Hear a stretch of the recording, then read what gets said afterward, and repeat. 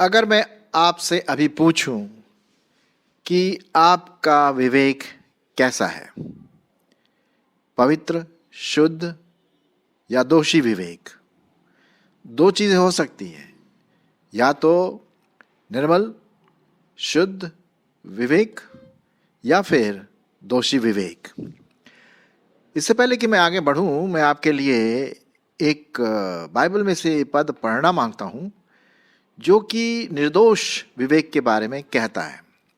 और ये कहने वाला कोई और नहीं है, पौलुस प्रेरित जब अपनी गवाही महासभा के बीच में देता है तो ये बात वो कहता है उन लोगों से विवेक के बारे में। तो आइए जरा देख लेते हैं क्या लिखा हुआ बाइबल में।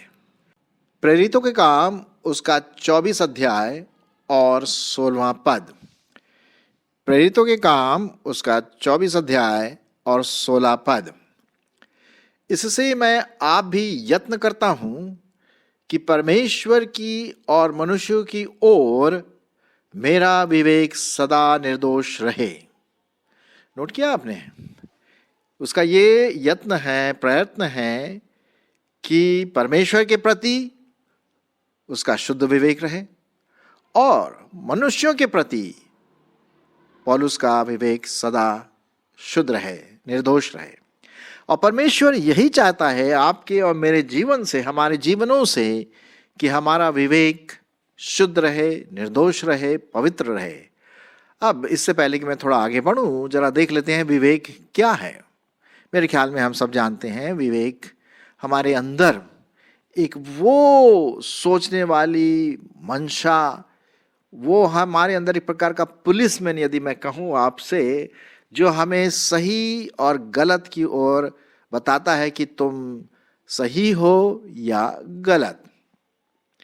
आपने तो वो कहानी जरूर सुनी होगी, शायद अकबर और बीरबल की कहानी, कि अकबर के राज्य के समय क्या हुआ कि चोरी हो गई उनके राज्य में। तो बीरबल जो बहुत ही चतुर मंत्री था, अकबर ने कहा, भाई देखो, हमें तो पता नहीं है कौन चोर है, लेकिन जरा पता लगाओ किसने हमारे राज्य से चोरी किया है। और 10 लोग पकड़े गए। अब पता नहीं 10 में से कौन चोर है, क्योंकि सब व्यक्ति बोले कि भाई मैंने नहीं चुराया, मैंने नहीं चुराया, मैंने नहीं चुराया। तो बीरबल ने कहा ठीक है, हम पता लगा लेंगे। उसने क्या किया कि सबको एक लाइन में खड़ा करके बोला कि अच्छा ठीक है। वो ये कहा कि हाँ, मैंने चोर को पकड़ लिया। अब जो असली चोर था उन 10 में, वो थोड़ा घबरा गया। वो जब उसने सुना कि बीरबल ने कहा मैंने चोर को पकड़ लिया, लेकिन बीरबल को पता नहीं था एक्चुअली उसने एक ट्रिक खेला। उसने विवेक के साथ एक ट्रिक खेला, और वो ये था, उसने कहा कि जो चोर है ना, उसकी दाढ़ी में तिनका है। अब जो सच में जो चोर था, उसने अपनी दाढ़ी जरा चेक की, शायद उसके दाढ़ी में कहीं तिनका तो नहीं है। और जैसे ही उसने अपना हाथ दाढ़ी के ऊपर फेरा, बीरबल को पता पड़ गया भैया यही है चोर, क्योंकि इसके विवेक ने इसको पकड़वा दिया। हाँ, इसके विवेक ने, अंदर के विवेक ने पकड़वा दिया कि भैया यही चोर है, क्योंकि उसे पता था कि चोरी मैंने की है। और बीरबल ने कहा कि भाई जो चोर की दाढ़ी में क्या है, तिनका है, तो जरा देख लो तिनका, बस पकड़ा गया। वेल, ये तो खैर एक छोटी सी कहानी हुई, लेकिन मैं यहाँ पर साफ रीति से बताना मांगता हूँ आपको कि विवेक हमारे अंदर वो परमेश्वर का दिया हुआ ज्ञान है जो हमें दोषी ठहराता है या फिर हमें निर्दोष ठहराता है। दोषी ठहराता है या निर्दोष ठहराता है। मेरे ख्याल में हम सबों ने अपने विवेक के साथ खेला है, और जब भी हमने कोई गलत काम किया है, चाहे हम लोगों से झूठ क्यों ना बोले, कितना ही झूठ क्यों ना बोले, हमारे अंदर का विवेक बोलता है यार तू है झूठ बोल रहा है, तूने गलत काम किया, तूने एग्जाम में चीटिंग किया, तूने चोरी किया, तू झूठ बोल रहा है, मतलब इस प्रकार की बातें जो भी वो व्यक्ति करता है। तो विवेक जो है वो उस व्यक्ति का विवेक बताता है कि तुम सही हो या गलत हो। यदि विवेक सही होगा तो चाहे लोग क्यों ना कुछ बोलें, 1000 बार बोलें, उसका विवेक गवाही देगा कि मैं सच्चा हूं, मैंने कोई गलत काम नहीं किया, तो ये भी उसको बचाता है। तो विवेक एक प्रकार का, समझ लीजिए, पुलिसमैन है जो हमें सही राह पर, जो हम हैं अंदर से, वो ये बात कहता है। अच्छा, अब विवेक के बारे में और हम आगे देखें कि एक तो विवेक होता है अच्छा वाला विवेक, अच्छा वाला साफ विवेक जिसे हम कहते हैं, निर्दोष विवेक, शुद्ध विवेक, पवित्र विवेक, एक तो वो विवेक है। और दूसरा विवेक होता है जो ईविल होता है, बुरा होता है, दोषी होता है। और तीसरा एक और विवेक है जो ऐसा विवेक है जिसमें कोई दर्द ही नहीं है, कोई फीलिंग नहीं है, उसको आप कितना ही कुछ करो, वो विवेक कोई नहीं, मरा हुआ सा है उसका विवेक।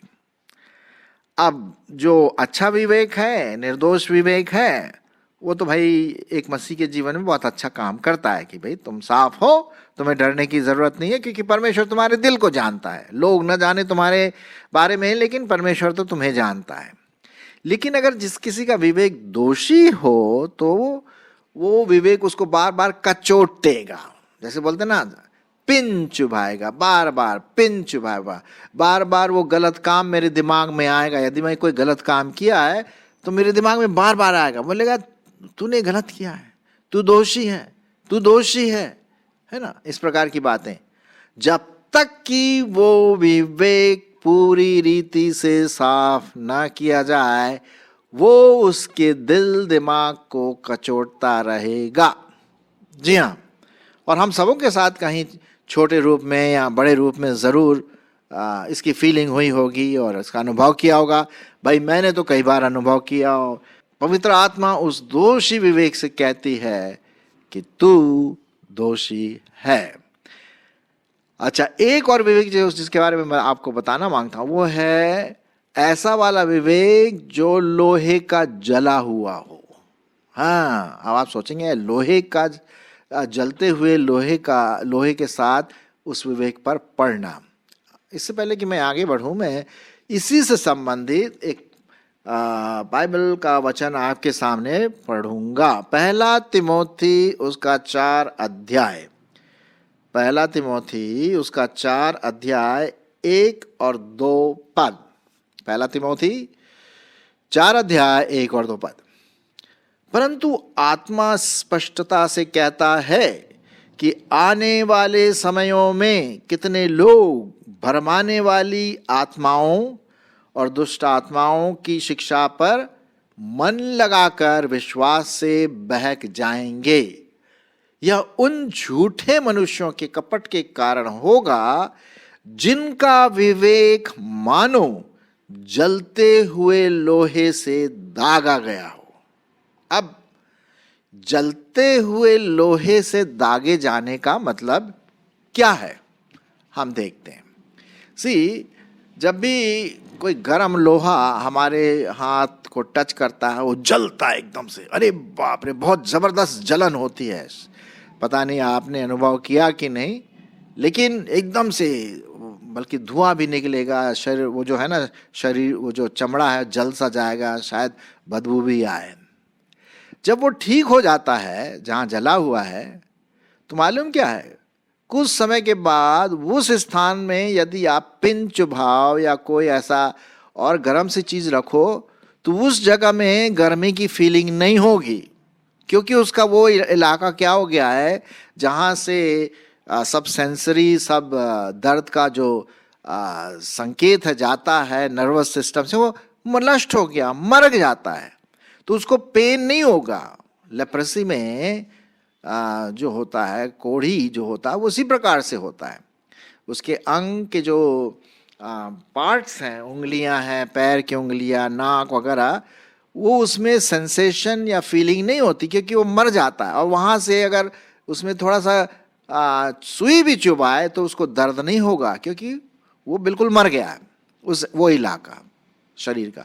ठीक उसी प्रकार से यहाँ पर ये जो पद पाया जाता है, वो ये कहता है कि कईयों को आप कितना ही बोलिए, कितना ही वचन सुनाइए, कितना ही अच्छी तरह से उसको समझाइए, डिसिप्लिन में लाने की कोशिश करिए कि भाई तू जो कर रहा है, कर रही है, गलत है, ये लोगों की दृष्टि में गलत है, परमेश्वर की दृष्टि में गलत है, वो नहीं सुनने का। क्यों? क्योंकि उसका विवेक मर चुका है, उसको फीलिंग ही नहीं है कि वो गलत है। जैसे बोलते हैं ना, एक कहावत है हमारे हिंदी में, उल्टे घड़े में, उल्टा घड़ा कैसा होता है? चिकना होता है। उल्टा घड़े में आप कितना ही पानी डालें, वो पानी क्या होगा? बाहर से बाहर निकल जाएगा, क्योंकि घड़ा उल्टा है, चिकना है, अंदर तो जा ही नहीं रहा पानी। तो उसी प्रकार से ऐसे लोग हैं जिनका विवेक मर गया। आप कुछ भी कर लीजिए, उनको कोई फर्क करने वाला नहीं है। वो चोरी करेंगे, डाका डालेंगे, मारेंगे और उल्टे सीधे काम कर, उनको कुछ नहीं लगता। क्यों? क्योंकि अब वो फील ही नहीं कर सकते कि मैंने कोई गलत किया। तो ये वे लोग हैं जो जलते हुए लोहे से क्या गए? दागे गए। ठीक है। लेकिन जो दोषी विवेक है, उसके पास एक बात तो है कि भाई वो अपने दोष को मान ले तो उसका दोष क्या हो जाएगा? क्लियर हो जाएगा, साफ हो जाएगा, पवित्र हो जाएगा। अच्छा, एक और विवेक है जो गुड कॉन्शियंस है या अच्छा विवेक है। इसी से संबंधित मैं आपके लिए पढ़ूंगा 1 तिमोथी 1 अध्याय 5 पद। 1 तिमोथी और 1 अध्याय और 5 पद। सुनिए क्या लिखा हुआ है परमेश्वर के वचन में। और यहां पर यह लिखा हुआ है, आप सुनिए ध्यान से। आज्ञा का सारांश यह है कि शुद्ध मन और अच्छे विवेक और निष्कपट विश्वास से प्रेम उत्पन्न हो। क्या है आज्ञा का सारांश? शुद्ध मन, अच्छे विवेक और निष्कपट विश्वास से क्या हो? प्रेम उत्पन्न हो। अच्छा विवेक है ना, ये ऐसा विवेक है जो पवित्र आत्मा के चलाए चलता है। ये अच्छी बातें सोचता है, अच्छी बातों की ओर इशारा करता है। तो परमेश्वर का वचन कई जगह पर और भी कई जगह पर यह लिखा हुआ है कि अच्छा विवेक हमारे जीवनों में, एक विश्वासी के जीवन में बहुत जरूरी है। और शुद्ध विवेक क्या है? विश्वासी की पहचान है, एक पहचान है। और भी कई पहचान है, लेकिन एक पहचान यह है, जैसा कि हमारा शीर्षक भी कहता है, शुद्ध विवेक, पवित्र विवेक, निर्दोष विवेक विश्वासी की एक पहचान है। यदि आप विश्वासी हैं, और मेरी आशा है कि आप विश्वासी हैं, आपने प्रभु यीशु मसीह को अपना जीवन दिया है, प्रभु का अनुसरण कर रहे हैं, बाइबल का अध्ययन करते हैं इस प्रकार से, तो आपके लिए बहुत जरूरी है कि आप हमेशा, आप और मैं, हम सब एक्चुअली, जब मैं आपको बोल रहा हूं, मैं अपने आप को भी बोल रहा हूं, हम सब शुद्ध विवेक से काम ले। अगर कभी हम दोषी विवेक से काम लेंगे तो हमारे करे कराए पर कोई आशीष नहीं होगी। अच्छा, अब समझ लीजिए कि मेरा विवेक शुद्ध नहीं है, दोषी है, मुझे पता है कि मैंने गलत काम किया है। उदाहरण के लिए, मैंने एग्जाम में चीटिंग किया है, या कहीं से चोरी किया है, या झूठ बोला है, और इस तरह की बातें। तो इसको साफ करने का भी तरीका, अब जैसे भाई कपड़ा गंदा होता है तो क्या होता है? हम नए कपड़े खरीदने जाते हैं? बिल्कुल भी नहीं। हमारे पास इतना पैसा कहाँ है नहीं। हम क्या करते हैं भाई? अच्छा से अच्छा साबुन लाते हैं, और उस साबुन से हम उन कपड़ों को धोते हैं।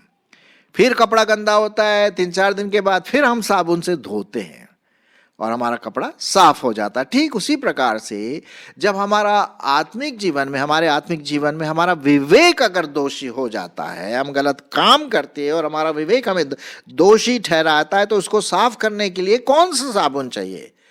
हमारा साबुन है पश्चाताप, कन्फेशन। परमेश्वर के सामने हम कन्फेस करें और मनुष्यों के सामने हम पश्चाताप करें। तो यहां पर जैसे कि आप देख रहे हैं इस डायग्राम में, हमें दो लोगों के बीच में या दो व्यक्तित्व के बीच में हमारा विवेक कैसा होना चाहिए? शुद्ध होना चाहिए। जैसे कि आप देख रहे हैं, शुद्ध विवेक की आदमी सोच रहा है, ऊपर की तरफ ये एरो जा रहा है परमेश्वर के प्रति, और नीचे यहाँ लेफ्ट में मनुष्यों के प्रति। और पौलुस इसी बात को कह रहा है कि भाई मैं मनुष्यों के प्रति निर्दोष हूं और परमेश्वर के प्रति निर्दोष हूं, मेरा विवेक बिल्कुल साफ और दोषी है। तो वापस हम आते हैं, हम उस दोषी विवेक को कैसे साफ करें? आइए हम पढ़ते हैं भजन संहिता उसका 51 अध्याय। भजन संहिता उसका 51 और उसका 10 पद, 51 और 10 पद। यहां पर दाऊद अपना पश्चाताप करता है, उसका विवेक दोषी ठहर चुका है। क्यों? क्योंकि उसने बैतशेबा के साथ एक शारीरिक संबंध बनाया जो उसकी पत्नी नहीं थी। फिर उसने झूठ बोला उसके पति से, फिर उसके पति को मरवाया, क्योंकि वो तो राजा था ना भाई, तो राजा को कौन प्रश्न पूछता है? लेकिन उसका विवेक उसको दोषी ठहराता रहा। तूने गलत काम किया है, तू झूठा है, तू हत्यारा है, तूने गलत काम किया, ये सब चीजें। तो डेविड जो बोलता है, दाऊद जो बोलता है, क्या बोलता है 10वें पद में? हे परमेश्वर, हे परमेश्वर, मेरे अंदर शुद्ध मन उत्पन्न कर। ये देखिए, ये है, ये साबुन, आत्मिक साबुन से धो रहा है। कैसे आत्मिक साबुन से धो रहा है? पश्चाताप, अपने आप को प्रभु के सामने दीन करना। हे परमेश्वर, मेरे अंदर शुद्ध मन उत्पन्न कर और मेरे भीतर स्थिर आत्मा नए सिरे से उत्पन्न कर। कितनी अच्छी बात है। जब हम कन्फेस करते हैं प्रभु के सामने, तो वो हमारा विवेक शुद्ध हो जाता है। और यदि हमने किसी व्यक्ति के प्रति गलत काम किया है, तो जाकर के उससे भी माफी मांगे। तब आप परमेश्वर के प्रति और मनुष्यों के प्रति आपका विवेक शुद्ध हो जाएगा। आमीन। न सिर्फ परमेश्वर से हमें माफी मांगनी है, लेकिन अगर मेरे गलत कामों के द्वारा मनुष्यों के साथ भी संबंध रहा है और किसी के साथ मैंने झूठ बोला है या चोरी किया है या गलत काम किया है, उससे भी माफी मांगना है, उसके सामने भी पश्चाताप करना है। दोनों चीजें, परमेश्वर के सामने पश्चाताप और मनुष्यों के सामने पश्चाताप, यदि इसमें मनुष्य भी जुड़ा हुआ है तो। जी हाँ, जब हम ऐसा करते हैं तब परमेश्वर हमारे विवेक को क्या कर देता? शुद्ध कर देता। भाई अब ठीक है, अच्छी बात है, खुशी की बात है, आपने अपने पाप को मान लिया। धन्य है वह जो अपने पापों को मान लेता और उसको छोड़ देता है। ये बाइबल में लिखा हुआ है। सो मेरे प्रियो, आज हमने देखा कि किस प्रकार से हमें शुद्ध विवेक रखना है, निर्दोष विवेक रखना है। दोषी विवेक के साथ हम अपना मसीही जीवन कभी नहीं बिता सकते, क्योंकि हमारा विवेक हमें कचोटता रहेगा, चाहे वो दिन हो या रात। यदि मैंने किसी व्यक्ति के प्रति कुछ गलत काम किया है, झूठ बोला या धोखा दिया है, और जैसे ही वो व्यक्ति मेरे सामने आएगा या आएगी, एकदम से मेरे दिल में धक से लगेगा, कहीं इसको पता तो नहीं है ना? ये क्या है? कौन बोल रहा? आपका दोषी विवेक आपको बोल रहा है भैया। हाँ, बढ़िया यही है कि जाके उसको बोलो, यार मैंने तेरे विरुद्ध गलत काम किया, गलत बातें सोची, जो भी है, और फिर वही बात आप परमेश्वर के सामने माने, तो देखिए कितनी बड़ी खुशी की बात होती कि आपका विवेक साफ हो गया। भाई आप सबको पता है, इसमें छुपाने की क्या बात है ना? मैंने माफी मांग लिया। तो यदि आपके जीवन में ऐसी कोई बात है किसी के प्रति, किसी विश्वासी के प्रति, किसी पास्टर के प्रति, माँ बाप के प्रति, भाई बहनों के प्रति, या कोई भी, एकदम जाके क्लियर करें, बिल्कुल। और ये प्रभु भोज लेने में भी सहायता करता है, क्योंकि बाइबल में लिखा हुआ है प्रभु भोज लेते समय यदि कोई अनुचित बात हमारे जीवन में है तो भाई उसको मान लें, प्रभु के सामने मान लें और मनुष्य के सामने भी मान लें, तब हमारा प्रभु भोज लेना भी एक आशीष का कारण ठहरेगा। सो मेरे मित्रों, मेरे प्रिय भाई बहनों, आइए, हमारी विश्वासियों के जीवन की एक निशान क्या है? शुद्ध विवेक, निर्दोष विवेक, पवित्र विवेक, है ना। और परमेश्वर इसी से खुश होता है, क्योंकि वो चाहता है कि हम परमेश्वर के प्रति और मनुष्य के प्रति हमारा विवेक शुद्ध और पवित्र रहे।